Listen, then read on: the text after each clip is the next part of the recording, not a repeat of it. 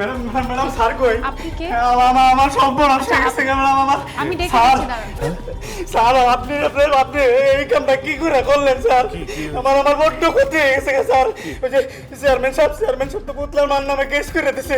হ্যাঁ নাকি তাকে বাসার ও স্বর্ণ লঙ্কের টাকা পয়সা সব চুরি করে লয়ে গেছে গা।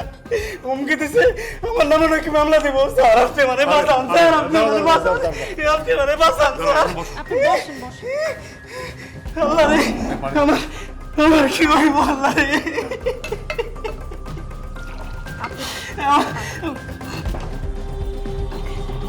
টেনশন করবেন না, ঠিক হয়ে যাবে সব।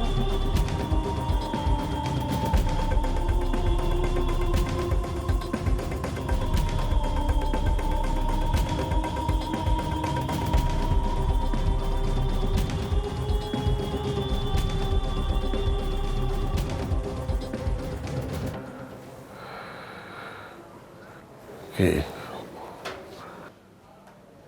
তুমি ঘুমাওনি?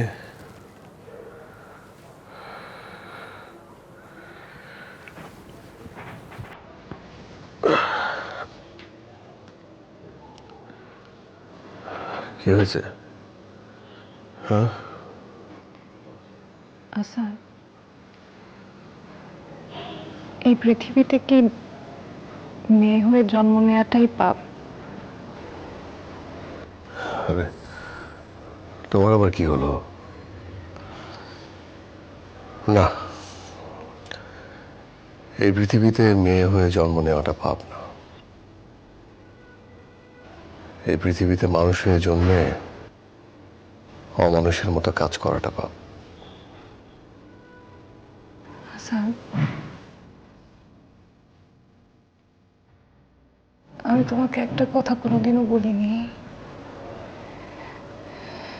এই, কি হয়েছে? হ্যাঁ, আচ্ছা, আমি তখন অনেক ছোট। আমি তখন স্কুলে ভর্তি হইনি। আমাদের বাসায় এক দুঃসম্পর্কের মামা বেড়াতে আসে।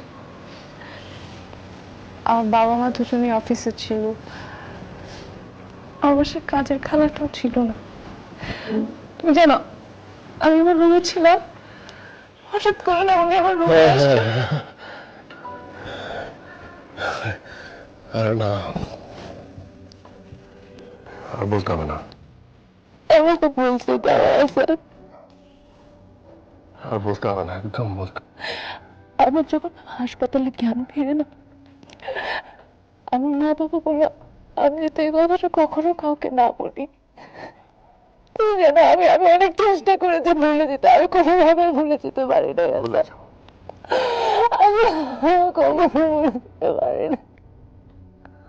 একদম ভুলে যাও। একদম এসব এসব জিনিস মনে রাখতে নেই, ভুলে যেতে হয়। আচ্ছা, আমার আমার সবসময় হয় কি, আমি আর পুতুল, আমরা দুজন আয়নার দুপাশে দাঁড়িয়ে আছি। আচ্ছা, আমাদের তুমি ভাবো, আমাদের বাবা যদি আয়নাতে আমাদের পুতুল পাশে এসে দাঁড়ায়, আমরা কি করবো? আচ্ছা,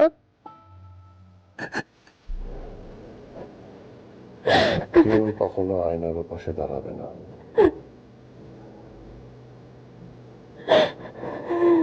আর কেউ